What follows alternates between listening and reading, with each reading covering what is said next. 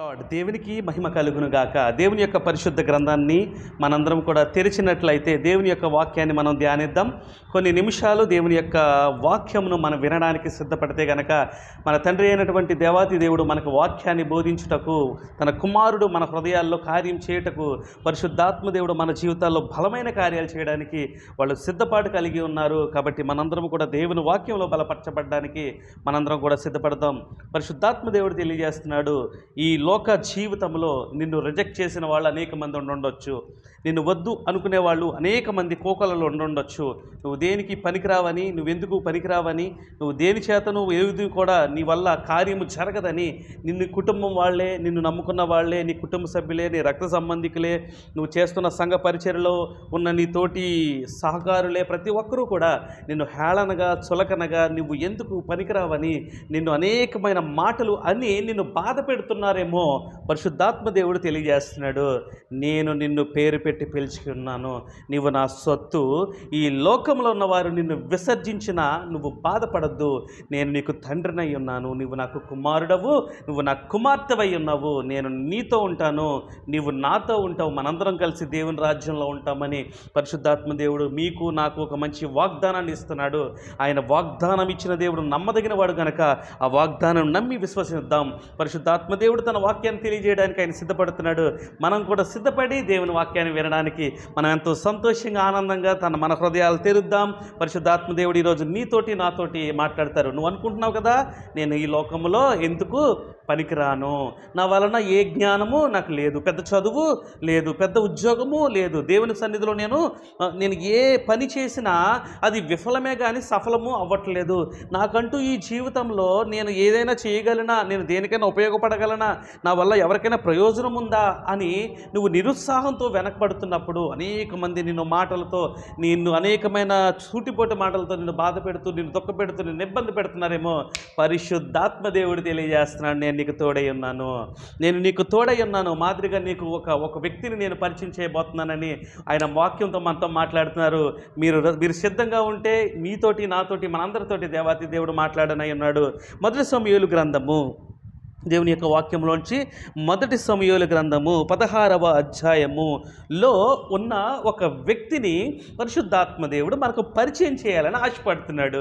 మొదటి సమూయేలు గ్రంథము 16వ అధ్యాయంలో ఉన్నటువంటి ఒక ప్రాముఖ్యమైన వ్యక్తిని మనకు పరిచయం చేయాలనుకుంటున్నాడు.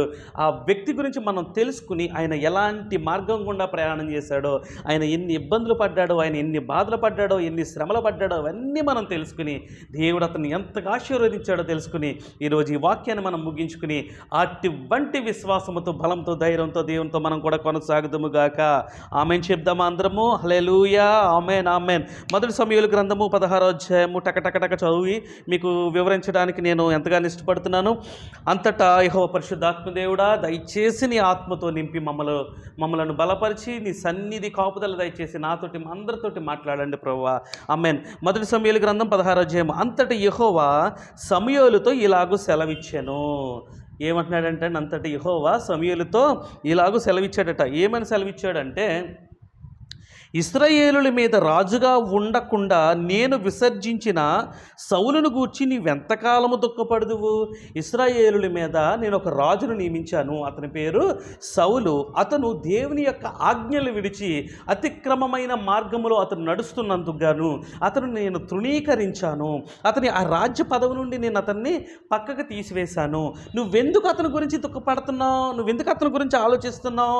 అతని గురించి నువ్వెందుకు వేదన పడుతున్నావు అని యెహోవా దేవుడు సమూయేలు భక్తుడిని అడుగుతున్నాడు. సమూయేలు ప్రవక్తని అడుగుతున్నప్పుడు ఆ సమూయేలు ప్రవక్త ఏ విధంగా సెలవిస్తున్నాడు?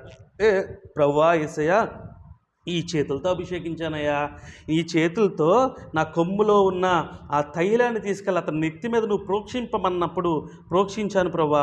ప్రోక్షించిన వెంటనే అతడు దేవుని యొక్క ఆత్మను పొందుకున్నాడు కాబట్టి అతను బట్టి నేను ఎంతగానో ఆనందించాను.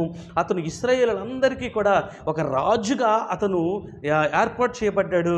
అతను బట్టి మేము ఎంతగానో సంతోషించాం, ఆనందించాం. అలాంటి వాడు నీకు విరోధముగా మారిపోయిన తర్వాత అతను నువ్వు తొలగించావు, వచ్చావు, నాకు బాధగా ఉంది ప్రభువా అని యెహోవా దేవునితో సమాధానం చెప్తున్న సమూయేలు భక్తుని మనం చూస్తున్నాం. అప్పుడు దేవాతి దేవుడు ఏమని తెలియజేస్తున్నాడంటే, నువ్వు బాధపడవలసిన అవసరం లేదు, నీ కొమ్మును తైలముతో నింపుము. ఆమేన్. యెహోవా దేవుడు చెప్తున్నాడు సమూయేలుతో, నీ కొమ్మును తైలముతో నింపుము, బెత్లెహేమీయుడైన యెష్షయి ఇంటికి నేను నిన్ను పంపుచున్నాను అని అన్నాడు. ఎందుకు యెష్షయి ఇంటికి పంపుతున్నావు? ఏం జరుగుతుంది? ఏం జరుగుతుందంటే, యెష్షయి ఇంటికి నేను నిన్ను పంపుచున్నాను. ఎందుకు పంపుతున్నావు ప్రభువా, ఎందుకు పంపుతున్నావు దేవుడా అని అడిగితే, ఇదిగో యెష్షయి కుమారుల్లో ఒక కుమారుణ్ణి నేను రాజుగా నియమింపబోతున్నాను. ఆమేన్. హల్లెలూయా, హల్లెలూయా. బెత్లెహేములో కాపురం ఉన్నటువంటి యెష్షయి కుమారుల్లో 80 కుమారులు ఉంటే 80లో ఒక కుమారుని నేను ఏర్పాటు చేసుకున్నాను. అతన్ని నువ్వు అభిషేకించు, అతన్ని నువ్వు అభిషేకించడానికి నీకు తైలపు కొమ్ములో తైలాన్ని నింపుకో. బెత్లెహేము వెళ్ళు, యెష్షయి ఇంటి దగ్గరికి వెళ్ళు. యెష్షయి ఇంటిలో ఒక కుమారుణ్ణి దేవుడు అభిషేకించమన్నాడని యెష్షయికి చెప్పు, తన కుమారుల్ని సిద్ధపరచమను, నేను ఒకళ్ళని ఎన్నుకున్నాను, అతని మీద నువ్వు తైలము మోక్షించు, నేను అతన్ని అభిషేకించి ఇశ్రాయేలుకి రాజుగా చేస్తానని తనకు ఒక వార్త తెలియజేయగానే సమూయేలు మహాభక్తుడు తన కొమ్ములో తైలమును తీసుకుని యెహోవాకు ప్రార్థన చేసి బెత్లెహేముకు బయలుదేరాడు. బెత్లెహేముకు బయలుదేరిన వెంటనే, బెత్లెహేములోనికి వెళ్ళిన వెంటనే యెష్షయి గృహంలోకి ఆ సమూయేలు మహాభక్తుడు ఎంటర్ అవుతుండగానే ఒక ప్రవక్త, ఆనాటి కాలంలో ఒక ప్రవక్త ఒక గ్రామంలోనికి లేదా ఒక పట్టణంలోనికి వెళ్తున్నాడంటే అతను ఏ వార్తను తీసుకొస్తున్నాడో, అతను ఏ విధమైన వార్తను, అది మంచి వార్త లేదా చెడ్డ వార్త, అది ఏ వార్తను తీసుకొస్తున్నాడో అని అక్కడున్న ప్రజలందరూ గడగడగడ వణుకుతూ ఆయనకు ఎదురొస్తూ, దేవుని యొక్క సేవకుడా, దేవుని ప్రవక్త, నువ్వు క్షేమముగా వస్తున్నావా, నువ్వు మంచిగా వస్తున్నావా, నువ్వు శుభవార్తతో వస్తున్నావా అని వాళ్ళందరూ కూడా అతన్ని ఎదురెళ్ళి అతన్ని ఎంతగానో పరామర్శిస్తున్నప్పుడు సమూయేలు మహాభక్తుడు అంటున్నాడు, నేను దేవుని కృపను బట్టి నేను సమాధానంగానే వస్తున్నానని వాళ్ళందరికీ సమాధానమైన మాటలు చెప్పి వారు యెష్షయి ఇంటికి వెళ్ళడానికి సమూయేలు ఇంటికి వెళ్తున్నప్పుడు, సమూయేలు ఆ ఇంటిలోనికి వెళ్ళగానే యెష్షయి లేచి అతన్ని పట్టుకుని ఆ ప్రవక్తను తీసుకుని తన గృహంలోనికి వెళ్ళినప్పుడు, ఏమిటి ప్రవక్త, ఏంటి యాజకుడా, ఎందుకు నా గృహంలోనికి వచ్చావంటే, సమూయేలు ప్రవక్త సెలవిస్తున్నాడు, దేవుని యొక్క వాక్యమును అతనితో చెప్తున్నాడు. ఏమిటంటే దేవుని యొక్క మాటను చెప్తున్నాడు. ఏంటి ఆ మాట అంటే, ఇదిగో నీ కుమారుల్లో ఒక కుమారుణ్ణి ఇశ్రాయేలు రాజుగా దేవుడు ఏర్పాటు చేయాలనుకుంటున్నాడయ్యా అని చెప్పినప్పుడు యెష్షయికి ఆనందం పట్టలేదు, సంతోషం పట్టలేదు. నా కుమారుల్లో ఎవరైనా సరే ఈ ఇశ్రాయేలులకు అతను రాజుగా మారితే ఇదిగో మొత్తం అంత అధికారం నాదే, ఇంకా నేను కూడా ఎంతగానో ఘనవంతుడుగా, ఎంతగానో నా పేరు ప్రత్యేకతలు ఎక్కడికో వెళ్ళిపోతాయని అతను ఎంతగానో సంతోషించాడు. తన కుమారులందరినీ కూడా ఒక ఉన్నతమైన చదువుల్లో, విద్యల్లో, సకల విద్య ప్రావీణ్యులుగా అతను వాళ్ళందరినీ చేసినందుకు అతను ఎంతగానో సంతోషించి ఆనందించి ఆ ప్రవక్తను, సమూయేలు ప్రవక్తను తన గృహంలోనికి ఆహ్వానించి అతను కూర్చున్నప్పుడు తన కుమారుల్లో ఒక్కొక్కడిని ఆయన ముందు నిలబెట్టడానికి యెషయా సిద్ధపడుతున్నాడు. ఈ విషయాన్ని ఇక్కడ ఉంచుదాం. యెషయి గృహంలో 7 కుమారులు ఉన్నారండి. యెషయి గృహంలో 7 కుమారులు ఉన్నారు. ఇక్కడ నుంచి వాక్యాన్ని శ్రద్ధగా వినాలి, పరిశుద్ధాత్మ దేవుడు తెలియజేస్తున్నాడు. ఆమేన్. యెషయి గృహంలో 7 కుమారులు ఉన్నారు, కానీ ఒక కుమారుడు లేడు, ఒక కనిష్ఠుడు లేడు, ఒక చిన్నవాడు లేడు. అతను ఎక్కడో దూరంగా కొండ ప్రాంతాల్లో గొర్రెలు మేపుకుంటూ ఉన్నాడు. అతని పేరు దావీదు. ఆమేన్. అతని పేరు దావీదు. అతను ఒక కొండ ప్రాంతాలలో ఆ పచ్చక బయలు దగ్గర ఆ గొర్రెలను మేపుకుంటూ ఆయన ఎంతగానో దేవుని ఆరాధిస్తూ, నీ యేసుని వెంబడింతునని నిశ్చయాని చేయించితివి, నేను తిరుగా వెనుకాడన్, నా యేసు నాకు తోడుండెన్ అని పాటలు పాడుతూ దేవుని ఎంతగానో ఆరాధిస్తున్నాడు, దేవుని ఎంతగానో మహింపరుస్తున్నాడు. అక్కడున్న పశువులన్నిటినీ కూడా మేపుతూ, పచ్చిగల చోట్ల ఆ పశువులను మేపుతూ, ఆయన దగ్గర ఉన్న వాడికతో ఉన్న ఆ సితారాను వాటిని తీసుకుని దేవుణ్ణి ఆరాధిస్తున్నాడు. హల్లెలూయా స్తుతి మహిమ ఎల్లప్పుడు దేవునికి ఇచ్చేదము అని దేవుని ఎంతగానో ఆరాధిస్తూ ఉన్నాడు ఈ కొండ ప్రాంతాల్లో ఉన్నటువంటి దావీదు మహారాజు. యెషయి గృహంలో ఉన్నటువంటి 7 కుమారులు కూడా శుభ్రమైన మంచి వస్త్రములు ధరించుకుని సకల సుగంధ ద్రవ్యములు అన్నీ పూసుకుని చక్కగా రెడీ అయ్యి దేవుడు నన్ను ఏర్పాటు చేసుకుంటాడేమో, దేవుడు నన్ను అభిషేకిస్తాడేమో, దేవుడు నన్నే అభిషేకిస్తాడని ఒకరికొకరు వంతులాడుతూ ఉంటున్నప్పుడు వాళ్ళందరినీ చూసి యెషయా గొప్ప విందు చేయిస్తున్నాడు ఆ ఇంటంతట్లో. ఆ ఇల్లంతా కూడా తగ మెరిసిపోతుంది, పని వాళ్ళతో హడావిడిగా ఉంది. అనేక మంది అక్కడ ఉన్న వాళ్ళందరూ కూడా ఎంతగానో ఆనందిస్తున్నారు. ఇదిగో యెషయి కుమారుల్లో ఒక కుమారునంట దేవుడంట ఇశ్రాయేలుకి రాజుగా ఏర్పాటు చేస్తున్నాడంట అని చెప్పేసి అందరూ ఆశ్చర్యంతో నిండిపోతుంటే, ఆనందంతో ఎంతగానో సంతోషంతో యెషయి హృదయము ఎంతగానో ఉప్పొంగిపోతుంది. ప్రజలారా, దేవుని బిడ్డలారా, ఎంతగానో ఉప్పొంగిపోతుంటే అడవుల్లో, ఆ కొండ ప్రాంతాల్లో, అక్కడున్న పరిస్థితుల్లో ఆ గొర్రెలు మేపుకుంటూ ఆయన దావీదు గారు దేవునికి స్తోత్రము గానము చేయుటయే మంచిది, మనమందరము స్తుతి గానము చేయుటయే మంచిది అని ఆయన ఆ కొండ ప్రాంతాల్లో ఆ గొర్రెలను పట్టుకుని ఆయన పాటలు పాడుతూ సంతోషిస్తూ ఎంతగానో దేవుని మహింపరుస్తూ ఉన్నప్పుడు అక్కడ దారిని వెళ్తున్న ఒక వ్యక్తి దావీదుతో అన్నాడు, దావీదు ఏంటండి బాబాయ్ గారు, ఏంటి సంగతులు? ఏం లేదు దావీదు, నువ్వు ఇక్కడ ఉన్నావేంటి? ఏం జరిగింది? ఇదిగో సమూయేలు ప్రవక్త మీ ఇంటికి వచ్చాడు, మీ నాన్నగారిని కలిశాడయ్యా. మీ ఇంట్లో మీ అన్నదమ్ముల్లో ఎవరో ఒకరినంట దేవుడు ఇశ్రాయేలుకి రాజుగా ఏర్పాటు చేస్తాడంట.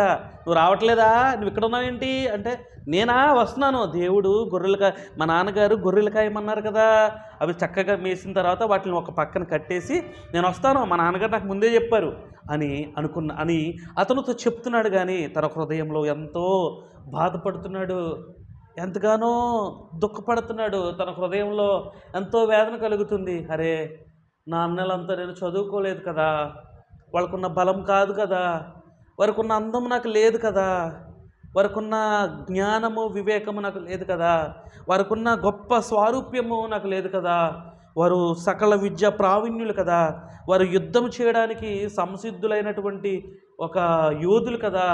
నేను బలహీనుడను, చిన్నవాడిని, పొట్టివాడిని, నేను ఏ విధమైన యోగ్యత నాకు లేదు కదా, నాకు ఏమీ తెలియదే. ఇదిగో ఈ వీణ వాయించడం, ఈ ఒడిసెలు పట్టుకుని గొర్రెలను ఏదైనా వేటడానికి వస్తే దానిని కొట్టడానికి తప్ప నాకు ఏ విధమైన పరిస్థితి లేదు కదా అని చెప్పి దావీదు గారు ఎంతగానో బాధపడుతున్న సందర్భాన్ని మనం చూస్తున్నాం. అప్పుడు ఈ విషయంలో బాధ కలిగినప్పటికీ దావీదు గారు ఆ కొండ ప్రాంతాల్లో ఉండి ఎంతగానో దేవుణ్ణి ఆరాధిస్తూ ఉన్నాడు, దేవుని మహింపరుస్తూ ఉన్నాడు, దేవుని ఎంతగానో గణపరుస్తున్నాడు, దేవుని ఎంతగానో స్తుతిస్తున్నాడు, ఎంతగానో దేవుణ్ణి కొనియాడుతున్నాడు. ఇప్పుడు ఈ విషయాన్ని దావీదుని ఒకసారి పక్కన పెట్టి యెషయి ఇంటికి వెళ్దాం. యెషయి ఇంట్లో ఒక ప్రవక్త ఉన్నాడు. యెషయి ఇంట్లో తన కుమారులు ఎవరిని అభిషేకిస్తాడా అని వారందరూ సిద్ధపడి ఉన్నారు. ఆ ఊరి జనమంతా కూడా యెషయి ఇంటిని చుట్టుముట్టారు. వారందరూ కూడా ఏం జరుగుతుందా అని ఉత్కంఠతో ఎదురు చూస్తూ ఉన్నప్పుడు యెషయి తన కుమారులైనటువంటి ప్రధాన కుమారుణ్ణి, మొట్టమొదటి కుమారుని తీసుకొచ్చి సమూయేలు ప్రవక్త దగ్గర నిలబెట్టాడు. సమూయేలు ప్రవక్త దగ్గర నిలబెట్టినప్పుడు సమూయేలు ప్రవక్త దగ్గర నిలబెట్టగానే సమూయేలు, యెహోవా నీవు ఏర్పాటు చేసిన వ్యక్తి ఇతనేనా? ఇతని మీద నేను అభిషేకించడానికి తైలమును కుమ్మరించవచ్చా అని యెహోవా దేవుణ్ణి అడగడం మొదలుపెట్టాడు సమూయేలు. మొట్టమొదటి వ్యక్తి ఆ గృహములో యవ్వనస్తుడు, పెద్దవాడైనటువంటి బహు సౌందర్యము కలిగిన వాడు, బలమైన వాడు, తత్వజ్ఞానం కలిగిన వాడు, ఆజానుభావుడైనటువంటి పెద్ద కుమారుడు నిలబడినప్పుడు అతని మీద తైలమును ప్రోక్షించడానికి సమూయేలు చేయెత్తగానే సమూయేలుకి ఒక స్వరం వినబడుతుంది. సమూయేలు నేను ఏర్పాటు చేసుకున్నవాడు అతను కాదు, అతడు బలవంతుడని నువ్వు అభిషేకిద్దామనుకుంటున్నావేమో, అతడు జ్ఞానవంతుడని నువ్వు అభిషేకించుదామనుకుంటున్నావేమో, అతడు ఆజానుభావుడని నువ్వు అభిషేకించుదామనుకుంటున్నావేమో, అతడు సకల విద్య ప్రావీణ్యుడని నువ్వు అభిషేకించుదామనుకుంటున్నావేమో. మనుషులు పై రూపాన్ని చూస్తారు, నేను అంతరంగంలో సత్యమును చూస్తాను. నేను ఏర్పాటు చేసింది అతను కాదు, వెళ్ళిపోమని చెప్పు అని సమూయేలుతో అన్నప్పుడు సమూయేలు భక్తుడు ప్రవక్త యెషయాతో అంటున్నాడు, దేవుడు ఏర్పాటు చేసుకున్నది ఇతన్ని కాదు. యెషయా అనుకుంటున్నాడు మనసులో, ఇదేంటి, ఈ గ్రామం అంతట్లో, ఈ పట్టణం అంతట్లో నా కుమారుడు జ్ఞానవంతుడు, బలవంతుడు, ఆజానుభావుడు, అందగాడు, సకల విద్య ప్రావీణ్యుడు, ఇతన్ని ఎన్నిక చేయలేకపోవడం ఏంటి, ఇతన్నే ఫస్ట్ సెలెక్ట్ చేస్తాడేమో అనుకున్నాను, ఇతను రిజెక్ట్ అయ్యాడేంటి, ఓహో రెండో వాడినేమో అనుకుని యెషయా తన రెండో కుమారుని తీసుకొచ్చి సమూయేలు ముందు నిలబెట్టాడు. సమూయేలు ముందు నిలవబెట్టగానే సమూయేలు మరలా యెహోవా నామమున ప్రార్థన చేస్తూ రెండవ కుమారుడి మీద తైలము ప్రోక్షించడానికి సిద్ధపడుతున్నప్పుడు యెహోవా దేవుడు మరలా మాట్లాడుతున్నాడు, సమూయేలు, నేను ఏర్పాటు చేసుకున్నవాడు ఇతను కాదయ్యా, నేను ఏర్పాటు చేసినవాడు ఇతను కాదు అంటున్నప్పుడు, ప్రభువా ఇతను కూడా కాదా అని సమూయేలు అడుగుతున్నాడు. ఇతను కాదు, వెళ్ళిపోమను. సరే, మూడోవాడు వచ్చాడు. మూడోవాడి మీద తైలము ప్రోక్షించడానికి సమూయేలు మహాభక్తుడు యెహోవా నామమున అని అంటూ తైలము మూడో కుమారుడి మీద ప్రోక్షించడానికి సిద్ధపడుతున్నప్పుడు మరలా ఇంకో స్వరం వినబడుతుంది, సమూయేలు, నేను ఏర్పాటు చేసుకున్నవాడు, నేను అభిషేకించాలనుకున్నవాడు, ఈ ఇశ్రాయేలులకు రాజుగా నియమించేవాడు ఇతను కాదు, వెళ్ళిపోమని చెప్పు అని అంటున్నప్పుడు దేవుడు నిన్ను కూడా ఏర్పాటు చేసుకోలేదంట, నువ్వు కాదంట, వెళ్ళిపో అని మూడో కుమారుని కూడా రిజెక్ట్ చేస్తుంటే సమూయేలుకి టెన్షన్ స్టార్ట్ అయింది.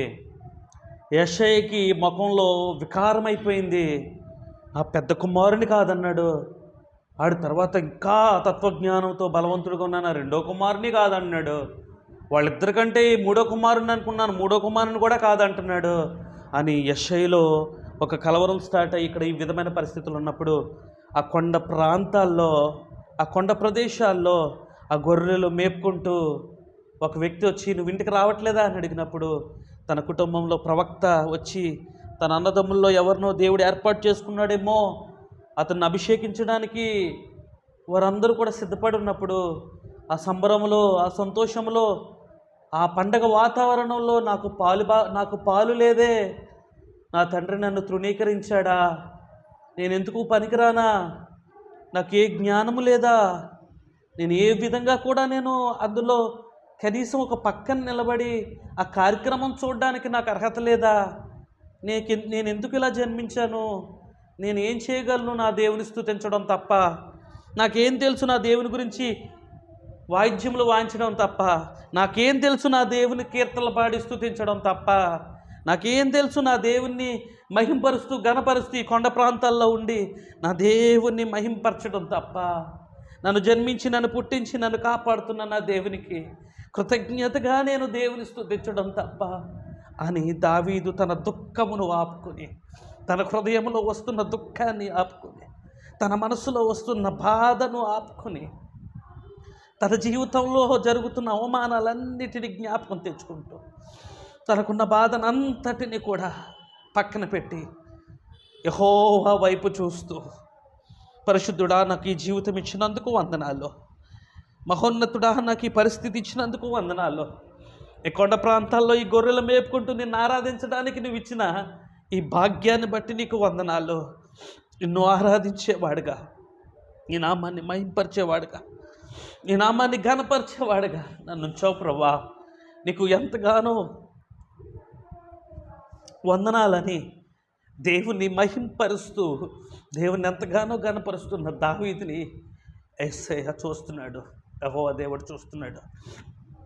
అని చూస్తూ ఆ గొర్రెలు మేపుకుంటూ ఒక్కొక్క వ్యక్తి వచ్చాడు, రే దావీదు నువ్వు రావట్లేదా, నీ ఇంట్లో అంత గొప్ప కార్యం జరుగుతుంటే ఇక్కడ ఉండి ఏం చేస్తున్నావురా అని అన్నప్పుడు, వస్తానండి వస్తాను, ఈ గొర్రెలన్నింటినీ ఒక పక్కన కట్టేసి మా నాన్నగారు చెప్పారుగా, వస్తాను వస్తాను, నేను మీ వెనకాలే వచ్చేస్తాను, నేను లేకపోతే ఎలాగా అని వాళ్ళందరితోటి గంభీరంగా మాట్లాడుతున్నాడు. కానీ తన హృదయంలో తన బాధను ఎవరికి చెప్పుకోలేక, కనీసం అభిషేకించబడ్డానికి కాదు, ఆ ఇంట్లో కార్యం జరుగుతుంటే కనీసం ఒక మాట కూడా నాకు తెలియలేకపోయింది అని నన్ను ఇంతగా తృణీకరిస్తున్నారా, నేను ఏ విధమైన నాకు అర్హత లేదే అని తను బాధపడుతూ ఆ విధంగానే దేవుని మహిమపరుస్తున్నాడు. దేవునికి స్తోత్రము గానము చేయుటయే మంచిది, మనమందరము స్తుతి గానము చేయుటయే మంచిది అని దావీదు దేవుణ్ణి సితారా వాయిస్తూ దేవుణ్ణి ఆరాధన చేస్తున్నాడు. ఇక్కడ ఈ విధమైన పరిస్థితుల్లో దావీదు ఉన్నాడు. యెషయా ఇంటికి వెళ్దాం. యెషయా ఇంట్లో ఏం జరుగుతుందంటే, మాకు 4 కుమారుని తీసుకొచ్చాడు. సమూయేలు మహాభక్తుడి ద్వారా భక్తుడి దగ్గర నిలబెట్టాడు. సమూయేలు మహాభక్తుడు మరలా కొమ్మును తీసుకుని 4వ కుమారుడి మీద వేయడానికి సిద్ధపాటు కలిగి ఉన్నప్పుడు దేవుడి స్వరం వినబడుతుంది. సమూయేలు, నేను ఏర్పాటు చేసుకున్నది ఇతను కాదయా, ఇతను కాదు, వెళ్ళిపోమ్మని చెప్పు. 5వ వాడు వచ్చాడు. సమూయేలు మరలా కొమ్మునుంచాడు. కొమ్ములోంచి తైలం పడట్లా. యెహోవా మాట్లాడుతున్నాడు, నేను ఏర్పాటు చేసుకుంది ఇతను కాదు, వెళ్ళిపోమని చెప్పు. 6వ వాడు వచ్చాడు. 6వ వాడి మీద తైలాన్ని పొంక్షించడానికి ఆయన కొమ్మునుంచాడు. దేవాతి దేవుడు తెలియజేస్తున్నాడు, నేను ఏర్పాటు చేసుకుంది ఇతను కాదు, వెళ్ళిపోమని చెప్పు అని అన్నప్పుడు సమూయేలు 7వ సంఖ్య, 7వ వాడు పరిపూర్ణుడై ఉంటాడు. 7వ వ్యక్తి ఇంకా ఆఖరికి ఇతనే కదా ఉన్నాడు నా కళ్ళ ముందు. ఈ కుటుంబంలోనికి వచ్చాను, 7 కుమారులు కనపడ్డారు. యెషయాకి 7 కుమారులేమో, 7 బిడ్డలేమో, 7 కుమారులేమో. ఇతను 7వ వాడు కనిష్ఠుడు, ఒకవేళ ఇతనేనేమో. ఇప్పుడు వరకు నేను టైం వేస్ట్ చేసుకున్నాను, 7వ వాడి ముందు వచ్చుంటే బాగుండేమో. ఈ 7వ వాడిని ఖచ్చితంగా నా తైలము కొమ్ము వంచగానే తైలం పడుతుంది, దేవుడిని ఇతను అభిషేకింతాడు అని సమూయేలేమో ఇంకా ఆతృతగా ఉన్నాడు. యెషయాకి కంగారు మొదలైంది, దేవుడిని ఇతన్నైనా అభిషేకింతే బాగుండు. నా కుమారులు 7 ప్రాముఖ్యులు, బలాఢ్యులు, జ్ఞానవంతులు, తత్వజ్ఞానం కలిగిన వారు, సకల విద్య ప్రావీణ్యులు, వీళ్ళే కదా, వీళ్ళలో నా కుమారుడిని ఏర్పాటు చేసుకుంటాడేమో అని 7వ కుమారుడిని తీసుకొచ్చినప్పుడు ఆయన తల మీద కొమ్మును ఇలా వంచగానే యెహోవా దేవుడు మాట్లాడుతున్నాడు, సమూయేలు, నేను ఏర్పాటు చేసుకున్నది ఇతన్ని కాదు, నేను ఏర్పాటు చేసుకున్నది ఇతను కాదయ్యా, వెళ్ళిపోమని చెప్పు అని సమూయేలుతో యెహోవా దేవుడు మాట్లాడుతుంటే సమూయేలుకి అర్థం కాల. ఏం చెప్పాలో ఏం మాట్లాడాలో అర్థం కావట్లా. యెషయా దగ్గరికి వెళ్ళాడు. యెషయా, నీ కుమారులు వీళ్ళేనా, ఇంకెవరైనా ఉన్నారా? ఏంటి 7 దేవుడు రిజెక్ట్ చేశాడయ్యా, 7 మీద తన తైలాన్ని ప్రోక్షించలేదు. ఇశ్రాయేలుకి రాజుగా ఎవరు నియమించాలనుకుంటున్నాడో నాకు అర్థం కావట్లా, నేను కరెక్ట్ అడ్రస్కి వచ్చానా అని అతను ఎంతగానో డౌట్ పడుతూ యెషయాని అడుగుతున్నప్పుడు యెషయా అంటున్నాడు, నాకు ఇంకొక కుమారుడు ఉన్నాడండి, నాకు ఇంకొక కుమారుడు ఉన్నాడు ప్రవక్త, నాకు ఇంకొక కుమారుడు ఉన్నాడు. వాడు జ్ఞానం లేనివాడు, వెర్రివాడు, పాటలు పాడుకుంటూ ఉంటాడు, ఆ సితారా వాయించడం తప్ప ఆడికి ఏమీ రాదు. దేవుడికి పాటలు పాడడం, ఆ గొర్రెలు మేపుకోవడం, ఆ గొర్రెలు మేపడానికే తప్పాడు ఎందుకు పనికిరాడు. ఆడు ఒకడు ఉన్నాడు, ఆడైతే దేవుడు ఏర్పాటు చేసుకోడండి, ఆడి వల్ల ఎటువంటి ప్రయోజనం లేదని నేను ఆయన గొర్రెలు మేపుతాకి, మేకలు మేపుతాకి, గొడ్లు మేపుతాకి అన్ని అడవులకు పంపుతూ ఉంటాను. వాడు ఏ విధమైన ఏ విద్య ఆడికి అబ్బలా అని చెప్పి అతన్ని ఎంతగానో తృణీకరిస్తూ యెషయా మాట్లాడుతున్నప్పుడు సమూయేలు అంటున్నాడు, అతన్ని పిలిపించండి, వెంటనే అతన్ని పిలిపించండి ఇక్కడికి అని చెప్పి అడుగుతున్నప్పుడు, ఏమండి ఆడు ఎందుకు పనికిరాడండి, నా 7 కుమారులు ఎవరో ఒకళ్ళని దేవుడు అభిషేకించాలి, ఆడెందుకండి బాబు, ఆడెందుకు పనికిరానోడు, ఆడికి ఏమీ రాదు, వాడికి ఏ విధంగానూ కూడా ఆడు ఎందుకు దేవునికి పనికిరాడు, ఈ గ్రామానికి పనికిరాడు, ఈ పట్టణానికి పనికిరాడు, ప్రజలను పరిపాలించడానికి అస్సలే పనికిరాడు అని అతను తృణీకరిస్తున్న యెషయాని మనం చూస్తున్నాం. సమూయేలు భక్తుడు చెప్తున్నాడు, అతన్ని తీసుకొచ్చి నా ముందు నిలబెడితేనే కానీ నేను నీ ఇంటిలో భోజనము చేయను, అతన్ని చూస్తేనే కానీ నేను ఇక్కడి నుంచి సమాధానముగా వెళ్ళను, అతన్ని తీసుకొచ్చి నా ముందు నిలబెట్టని బలవంతం చేసినప్పుడు సమూయేలు మాటకు లోబడిన యెషయి ఒక వ్యక్తిని ఇచ్చి పంపించి, ఒరే అక్కడ అడవుల్లో, కొండల్లో, కోనల్లో, ఆ గొట్టల దగ్గర నా చివరి కొడుకు ఉంటాడు రా అని పిలుచుకురండి, గొర్రెలు మేపుకుంటూ ఉంటాడు, సమూయేలు ప్రవక్త తీసుకురమ్మన్నాడని చెప్పి, మీ నాన్నగారు రమ్మన్నారని చెప్పి తీసుకురండి వాడిని అని పనివాడిని పంపించినప్పుడు పనివాడు పరుగున వెళ్ళి దావీదు కనపడినప్పుడు, దావీదు అంటే, ఏంటి సేవకుడా ఎందుకు వచ్చావు, ఏంటి అంటే, ఇదిగో మీ నాన్న రమ్మంటున్నాడు నిన్ను, మీ నాన్నగారు నిన్ను రమ్మంటున్నారయ్యా. ఎందుకు నన్ను రమ్మంటాడు, నన్ను ఎందుకు రమ్మంటాడు, నేనేం చేశాను అంటే, ఏమో తెలియదు, నేను రమ్మంటున్నాడు, మీ ఇంటికి ప్రవక్త వచ్చాడు, మీ అన్నిలందరినీ కూడా ఆయన నిలబెట్టి ఏదో చేస్తున్నాడు, ఇప్పుడు నిన్ను తీసుకురమ్మంటున్నారు అంటే, మా నాన్నగారు నన్ను రమ్మన్నారా అని తన హృదయాన్ని దిబ్బరం చేసుకుని, తన మనస్సును అంతటిని కూడా నిబ్బరం చేసుకుని దేవునికి కృతజ్ఞతాస్తుతులు చెల్లించి, ఇంకా ఆనందం పట్టలేక నన్ను రమ్మంటున్నాడు, కనీసం ఒక మూలనైనా నిలబడి అక్కడ ఏం జరుగుతుందో చూద్దాం, అక్కడ రకరకాల పిండి వంటలు వండి ఉంటారు కదా, అవి తినడానికన్నా ఇష్టపడదాం, అవన్నీ చూద్దాం అని చేద్దామని చెప్పేసి పరుగెత్తేదా పిలుపుకు తగిన బహుమతికై ప్రభు యేసుని ఆజ్ఞల మార్గములో గురి యొద్దకే నేను పరుగెత్తేదా, ప్రభు యేసుని ఆజ్ఞల మార్గములో గురి యొద్దకే నేను పరుగెత్తేదా పిలుపుకు తగిన బహుమతికై ప్రభు యేసుని ఆజ్ఞల మార్గములో గురి యొద్దకే నేను పరుగెత్తేదా, ప్రభు యేసుని ఆజ్ఞల మార్గములో గురి యొద్దకే నేను పరుగెత్తేదా. దేవునికి స్తోత్రం. అలా పరిగెత్తుకుంటూ వెళ్ళి తల్లి ఆ గుమ్మములో నిలబడ్డాడు. ఆయన వస్తూ ఉండగానే ఆ గుమ్మంలో నిలబడ్డాడు. గుమ్మంలోంచి లోనకు వస్తున్నప్పుడు సమూయేలు మహాభక్తుడు దావీదును చూస్తున్నాడు. ఆ సమూయేలు నడుచుకుంటూ ఆ ఇంట్లోనికి వస్తున్నప్పుడు అతని నేత్రములను, అతని ముఖమును, అతను ఉన్న వచ్చస్సును, అతను నడుచూ వస్తున్నప్పుడు అతను సమూయేలు ముందు మోకలోని నిలబడ్డాడు దావీదు. ఇతనే నా చివరి కుమారుడు, పేరు దావీదు, ఇతనికి ఏమీ రాదు, ఇతనికి ఏమీ తెలీదు, ఇతని వల్ల ఏ ప్రయోజనం ఉండదని తన తండ్రి చెప్తున్నప్పుడు మౌని అయిపోయి నిలబడి సమూయేలు ముందు తల వంచుకొని నిలబడ్డాడు దావీదు. యెహోవా నామమున ఆ కొమ్ము చేత పట్టుకోగానే ఆకాశము నుండి ఒక స్వరం వినబడుతుంది. ఆకాశము నుండి యెహోవా దేవుడు మాట్లాడుతున్నాడు, సమూయేలు, నేను ఏర్పాటు చేసుకున్న ఇశ్రాయేలుకు రాజు ఇతడే. హల్లెలూయా. ఇశ్రాయేలుకు రాజు ఇతడే. ఇదిగో నేను ఏర్పాటు చేసుకున్న నా కుమారుడు, నా బిడ్డ, ఈ ఇశ్రాయేలు ప్రజలందరికీ రాజు, నా సేవకుడు, ఇతనే దావీదు. ఇతన్నే నేను ఏర్పాటు చేసుకున్నాను, ఇతన్నే నేను ఎన్నుకున్నాను, ఇతన్నే నేను గొప్పగా వాడుకోబోతున్నాను, ఇతన్ని అభిషేకించు అని తన తైలపు కొమ్మును సమూయేలు పట్టుకుని దావీదు తల మీద ఇలా పెట్టగానే ఆ తైలపు కొమ్ములోంచి ఆ నూనె జరజరా జారుతూ దావీదు తల మీద పడగానే పరిశుద్ధాత్మదేవుడు తన అభిషేకముతో దావీదును నింపి, పరిశుద్ధాత్మదేవుడు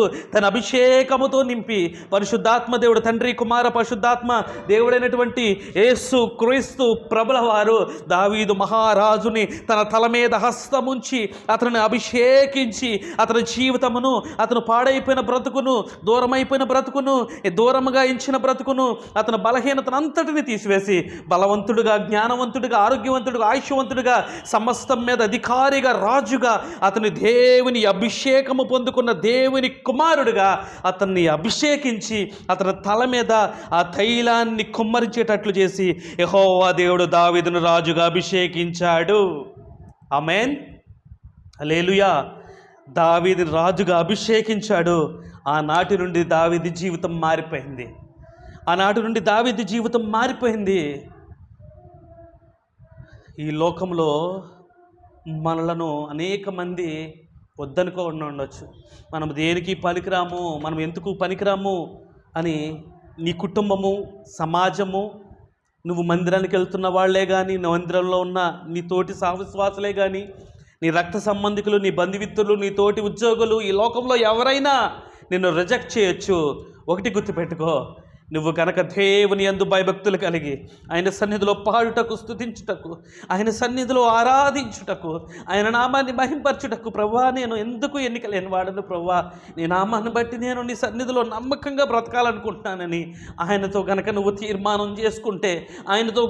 తీర్మానం చేసుకుంటే ఇదిగో అభిషేకించి దావీదును వాడుకున్న దేవుడు, ఇశ్రాయేలుకు రాజుగా చేసిన దేవుడు నీ విషయంలో అన్యాయస్తుడిగా ఎందుకుంటాడు?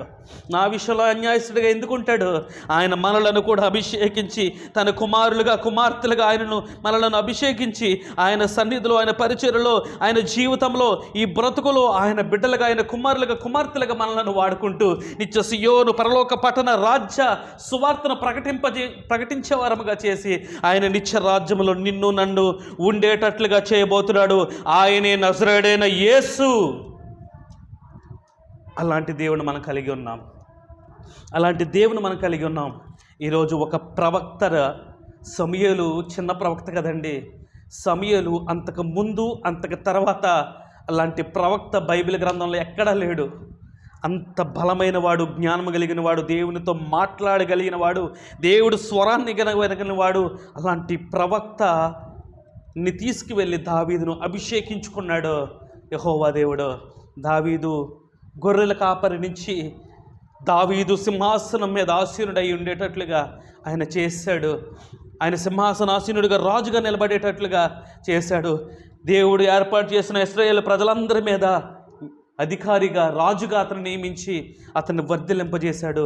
ఈరోజు నీ జీవితంలో, నా జీవితంలో దేవాతి దేవుడు అద్భుతమైన కార్యములు చేయునుగాక. ఆమేన్. చిన్న ప్రార్థన. పరిశుద్ధుడా, ప్రేమ కలిగిన దేవా, నీ ఘనమైన నామానికి వందనాలు. నీ ప్రేమ, నీ జాలి, నీ దయ, కరుణ గొప్పది ప్రభా. అయా దావీదును మా ముందు నిలబెట్టావు ప్రభా. ఆయన ఎంత రిజెక్షన్ చేయబడ్డాడో, ఎంత రిజెక్ట్ అయ్యాడో, ఎంతగా తృణీకరించబడ్డాడో, ఎంత కృంగిపోయాడో, ఎంత బాధపడ్డాడో, అలాంటి వారిని పెంట కుప్పల్లో నుండి అయా బేదలను పైకెత్తేవాడు ప్రభా. ఎన్నిక లేని వారిని గనులుగా మార్చేవాడవు నాయన. అయ్యా జ్ఞానము లేని వాళ్ళని తత్వజ్ఞానవంతులుగా మార్చేవాడవు తండ్రి. బలహీనులను బలవంతులుగా మార్చేవాడు నాయన. అయ్యా ఏ యోగ్యత లేని వాళ్ళని అభిషేకం ఇచ్చి అందరం ఎక్కించేవాడవు, రాజుగా చేయగలిగిన వాడవు. అయ్యా నా జీవితమే ఆలోచించుకుంటే అయ్యా ఒక్క వాక్యములో రెఫరెన్స్ చదవడం కూడా నాకు వచ్చేది కాదు. ఒక చిన్న పాట పాడడానికి కూడా నాకు తెలియదు ప్రభా. నేనంటూ యోగ్యత నాకు లేదు. నీ ఆత్మతో, నీ శక్తితో, నీ బలంతో నింపి లోకంలో, పాపంలో ఉన్న వాడినైనా నన్ను జ్ఞాపకం తెచ్చుకొని నీ సన్నిధిలో నన్ను నిలబెట్టుకుని నీ సన్నిధిలో పాడడానికి, ఆరాధన చేయడానికి, నీ సువార్తను ప్రకటించడానికి, నీ వాక్యమును వివరించడానికి, కఠినమైన సమస్యల మీద అధికారంతో ప్రార్థించడానికి, నాకు ఇచ్చిన విజయాన్ని బట్టి, అధికారాన్ని బట్టి, నీ కృపను బట్టి నీకు వందనాలు. దావీదుని ఎలా గనపరిచావో మమ్మల్ని అందరినీ గనపరిచేవాడవు నీవే. నీ కొరకు లోబడి నీ కోసం నమ్మకంగా బ్రతికించాలని నీ వాక్యం సెలవిస్తుంది ప్రభా. నీ వాక్యానుసారంగా నడుచుకుంటూ నీ సన్నిధిలో ఒక ఒప్పందం చేసుకుంటున్నాం ప్రభా. నీకును నీ వాక్యమునకు విరోధముగా మేము పాపం చేస్తుంటే క్షమించండి. నిన్ను ఆవేశకరమైన మార్గంలో నేను ఇబ్బంది పెట్టుంటే క్షమించండి. మా వల్ల నువ్వు దుఃఖపడుంటే క్షమించండి. నీ బిడ్డలుగా, నీ కుమారులుగా, కుమార్తెలుగా మమ్మల్ని అందరిని సిద్ధపరచండి. ఈరోజు వాక్యం విన్న ప్రతి ఒక్కరి జీవితాల్లో ఇప్పుడే దావీదు మహారాజు గారికి ఇచ్చిన అభిషేకము వచ్చునుగాక. మేమందరం అభిషేకింపబడి నీ రాకడకు సిద్ధపాటు కలిగి రహస్య రాకడలెత్తబడి నిత్య సియోను పట్టణంలో నీతో పాటు జీవించుదుముగాక. Amen, amen, amen. అందరికీ వందనాలు. Praise the lord. దేవుడు మిమ్మలను, మీ కుటుంబాలను దీవించి దేవాతి దేవుడు తన మహిమకు మిమ్మలను నన్ను తను వాడుకునుగాక. ఆమెన్. అందరికీ వందనాలు. Thank you so much.